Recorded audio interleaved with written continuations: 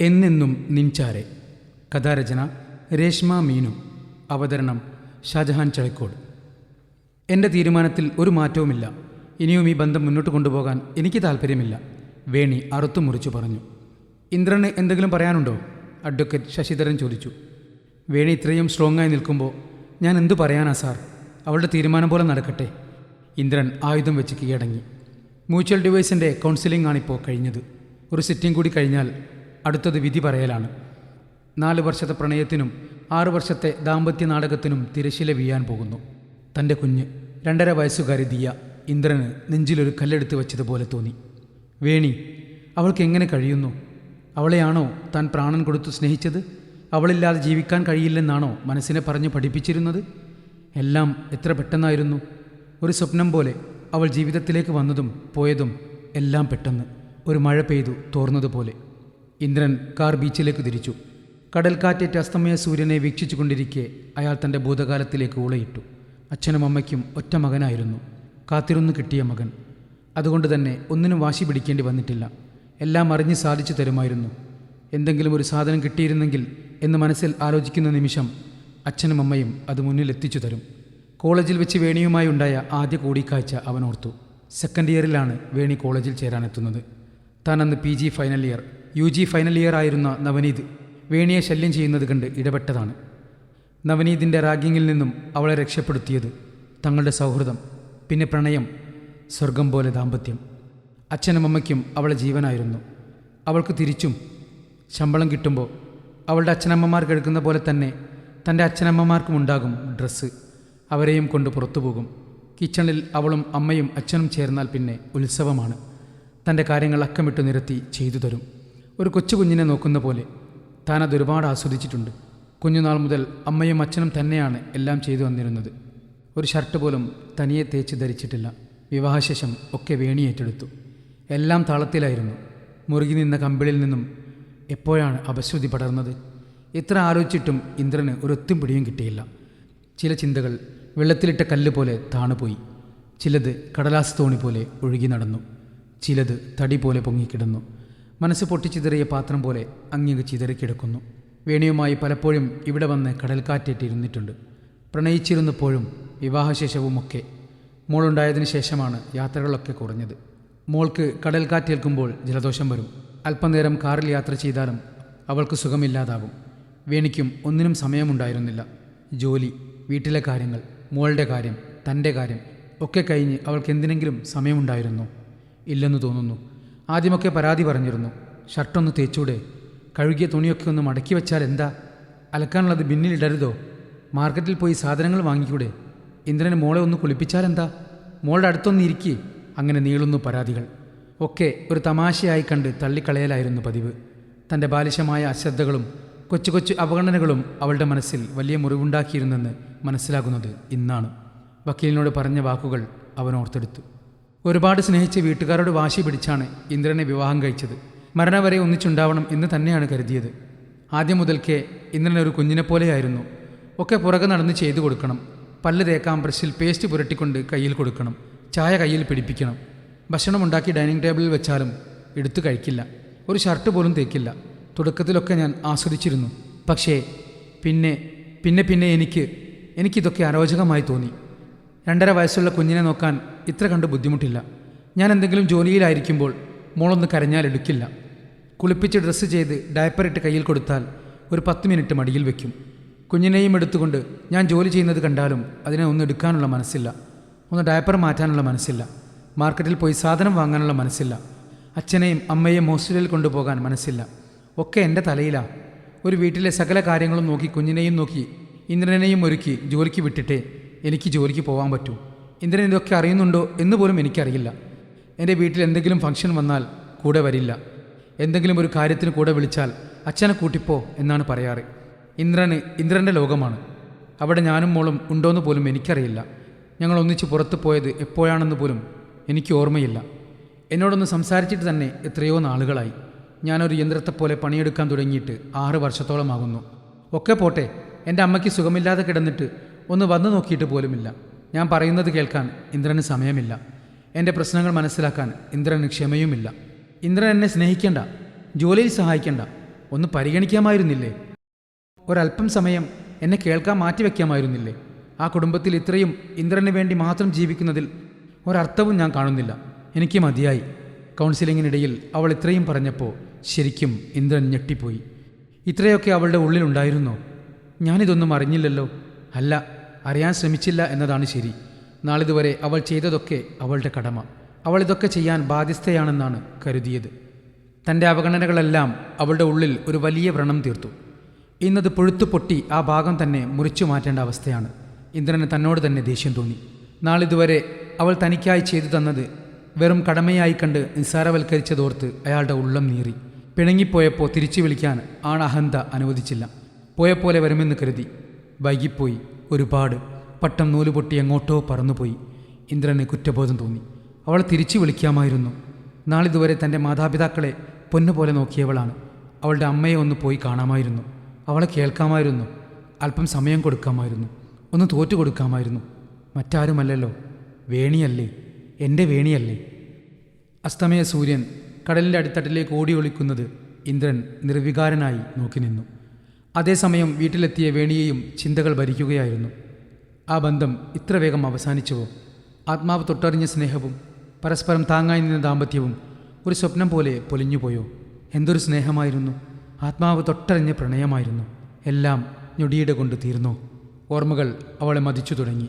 വെളിച്ചത്തിലേക്ക് ആകർഷിക്കപ്പെട്ട ഈയാമ്പാറ്റകളെപ്പോലെ അവ ഭൂതകാലത്തിലേക്ക് ചുവടുവെച്ച് കഴിഞ്ഞു. ദൂരെയൊരു ഗുഹയിൽ നിന്നെന്ന പോലെ നവനീതിൻ്റെ സ്വരം മെല്ലെ മെല്ലെ അതിനു വ്യക്തതയേറുന്നു. ഉൾക്കണ്ണിലെ കാഴ്ചകൾക്ക് തെളിമയേറുന്നു. ഓയ്, ഹലോ പച്ചക്കിളി, ഒന്ന് നിന്നേ. ധൃതിയിൽ ക്ലാസ്സിലേക്ക് നടക്കുന്ന വഴി പിന്നിൽ നിന്നും ഒരു വിളി കേട്ട് വേണി തിരിഞ്ഞു നോക്കി. ഇളം പച്ച നിറത്തിലൊരു ചുരിദാറാണ് വേഷം. ടോപ്പും ബോർഡറും ഷാളും അതേ നിറമാണ്. അതിട്ടിറങ്ങുമ്പോഴേ അമ്മ പറഞ്ഞതാണ് വേറെ വല്ലതും ഇട്ടുപോകാൻ.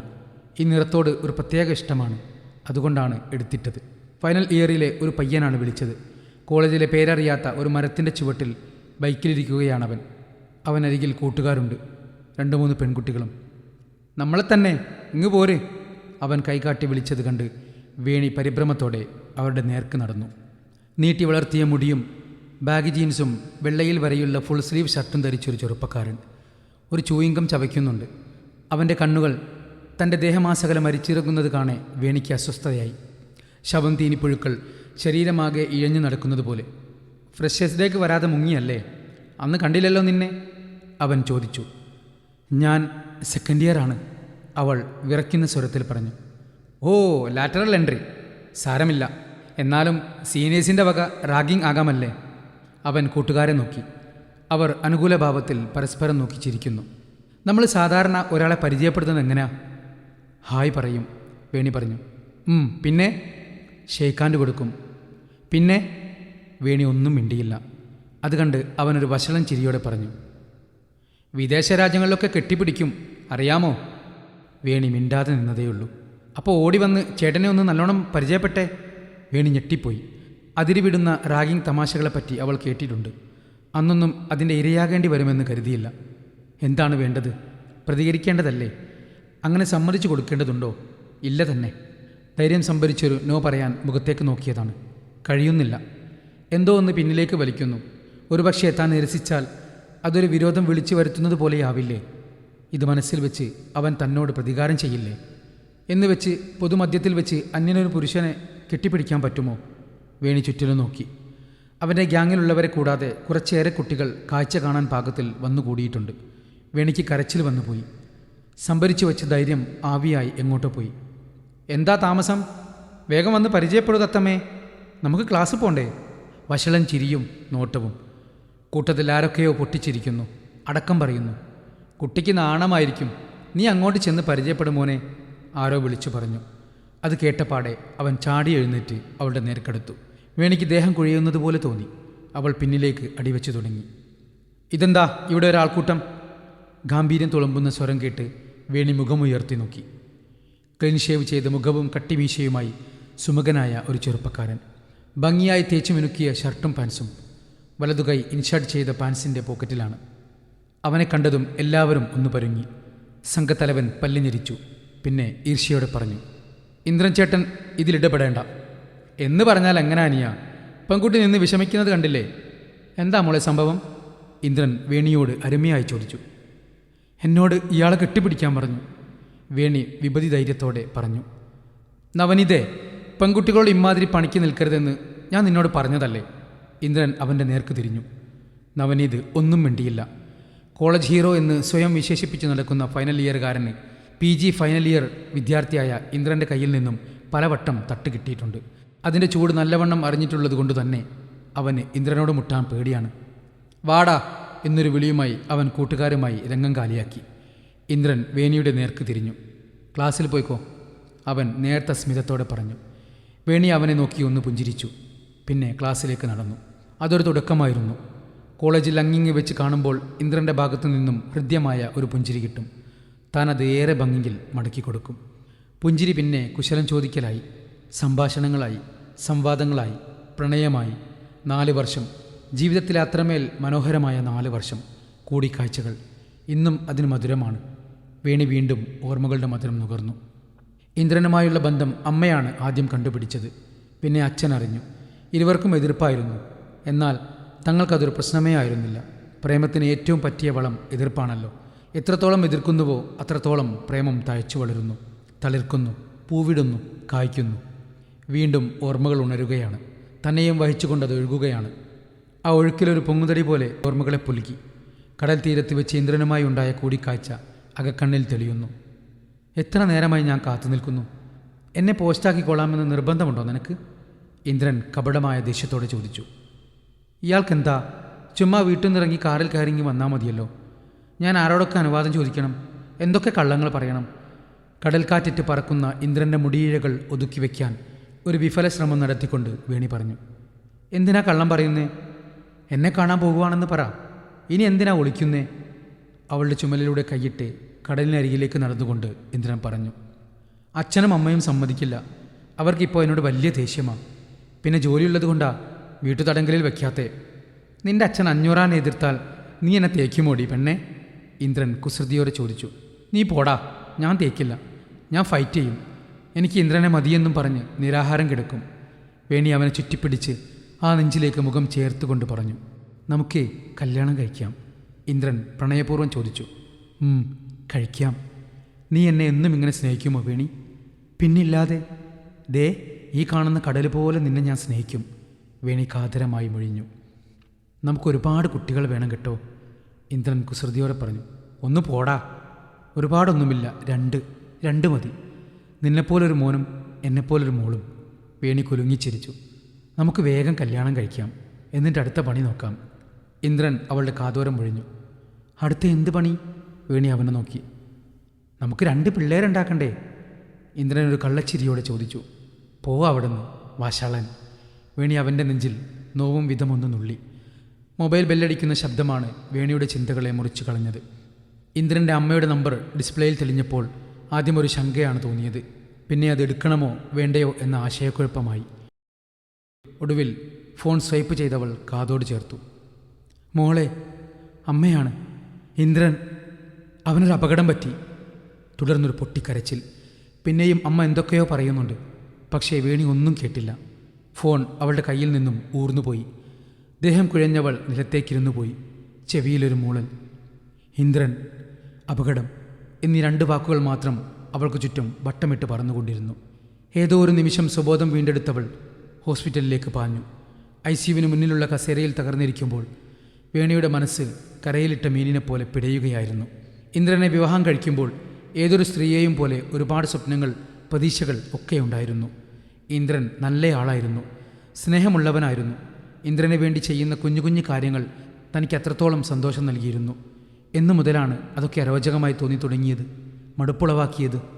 മോളുണ്ടായതിനു ശേഷം ഒന്നിനും സമയം ലഭിക്കുന്നുണ്ടായിരുന്നില്ല.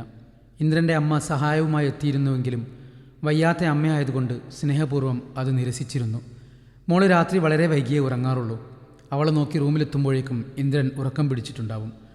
രണ്ടാൾക്കും ഇടയിലുള്ള സംസാരങ്ങൾ വളരെ കുറഞ്ഞു. രാവിലത്തെ തിരക്കിൽ ബ്രഷ് എവിടെ, ടവൽ എവിടെ, ഷർട്ട് എവിടെ എന്നൊക്കെ ചോദിച്ചു വരുമ്പോൾ ദേഷ്യം പിടിക്കാറുണ്ട്. മുൻപ് ഇഷ്ടപ്പെട്ട് ചെയ്തു കൊടുത്തിരുന്നതൊക്കെ ശല്യമായി തോന്നി. എപ്പോഴൊക്കെയോ ഒക്കെ മടുപ്പായി. എന്നും ഒരേപോലുള്ള ജീവിതം. ഒന്നിച്ചിരുന്ന് സമയം ചെലവഴിക്കാനും യാത്ര പോകാനും ഒന്നിനും സമയമില്ലാതായി. തൻ്റെ അമ്മയെ കാണാൻ വരാതിരുന്നപ്പോൾ ആകെ മൊത്തം ദേഷ്യമായി. 2 ദിവസം മാറി നിൽക്കണമെന്നേ ഉദ്ദേശിച്ചുള്ളൂ. ഇന്ദ്രൻ വിളിക്കുമെന്ന് കരുതി. 2 ദിവസം, 2 ആഴ്ചയായി, 2 മാസമായി ഇന്ദ്രൻ വന്നില്ല. തനിക്കും വാശിയായി. കണ്ണകന്നപ്പോൾ മനസ്സുമകന്നു. ഇപ്പോൾ ഓർക്കുമ്പോൾ അതിനുമാത്രം തെറ്റൊന്നും ഇന്ദ്രൻ ചെയ്തില്ലല്ലോ. ഇന്ദ്രൻ തനിക്ക് നിഷേധിച്ച സ്നേഹം, സമയമൊക്കെ പിടിച്ചു വാങ്ങാമായിരുന്നില്ലേ? എനിക്ക് ഇന്ദ്രനോട് സംസാരിക്കണം, ഞാനൊട്ടും കംഫർട്ടബിൾ അല്ല എന്ന് ഇന്ദ്രനോട് പറയാമായിരുന്നില്ലേ? ഒന്ന് തോറ്റു കൊടുക്കാമായിരുന്നു. മറ്റാരുമല്ലല്ലോ, ഇന്ദ്രനല്ലേ, എൻ്റെ ഇന്ദ്രനല്ലേ.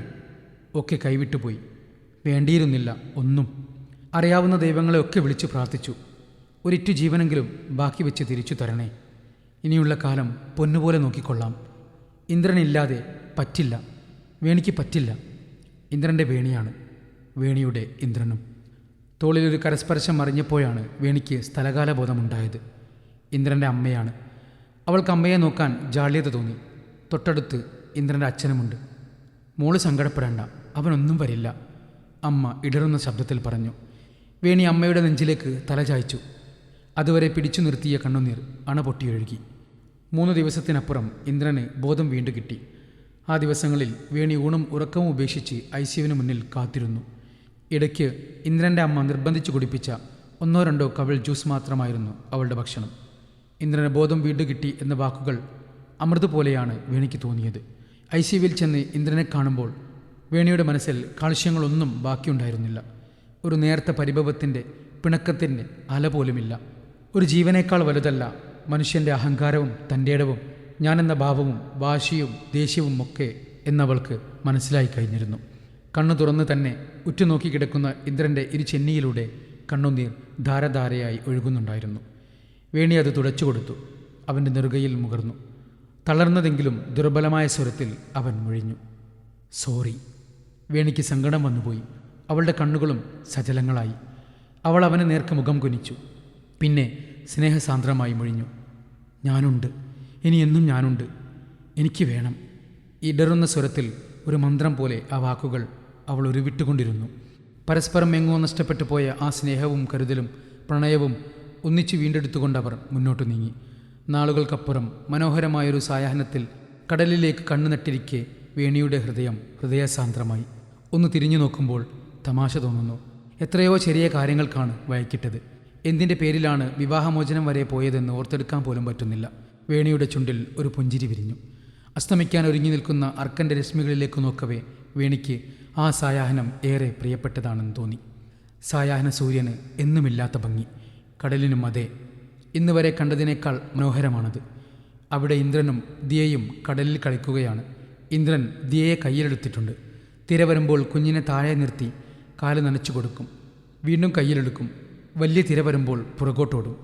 പിന്നെയും മുന്നോട്ട് വരും. ദിയയ്ക്ക് കളി ഇഷ്ടമാകുന്നുണ്ട്. അവൾ പൊട്ടിച്ചിരിക്കുകയാണ്. ഇന്ദ്രൻ അവളെ എത്ര കളിപ്പിച്ചിട്ടും മതിയാവുന്നില്ല. അച്ഛനും മകളും അവരുടെ ലോകത്ത് അത്രയും അലിഞ്ഞിരിക്കുകയാണ്. വേണി ആ ദൃശ്യങ്ങളെല്ലാം മധുരസ്മിതത്തോടെ ഹൃദയത്തിൽ പകർത്തി. ഇടയ്ക്ക് ഇന്ദ്രനൊന്ന് തിരിഞ്ഞു നോക്കി. വേണിയോട് വരാൻ കൈകാട്ടി വിളിച്ചു. ഇന്ദ്രൻ വേണിയെ തന്നിലേക്ക് ചേർത്ത് പിടിച്ച് നെറുകയിൽ മുകർന്നു. അസ്തമയ സൂര്യൻ ഒരു കനൽക്കട്ട പോലെ കടലിലേക്ക് താഴുന്നത് മൂവരും നോക്കി നിന്നു. കടലിൻ്റെ നീലിമയിലേക്ക് കണ്ണുനട്ട് ചേർന്ന് നിൽക്കുന്ന അവർ മൂവരും അതിമനോഹരമായ ഒരു ഛായാചിത്രം പോലെ തോന്നിച്ചു.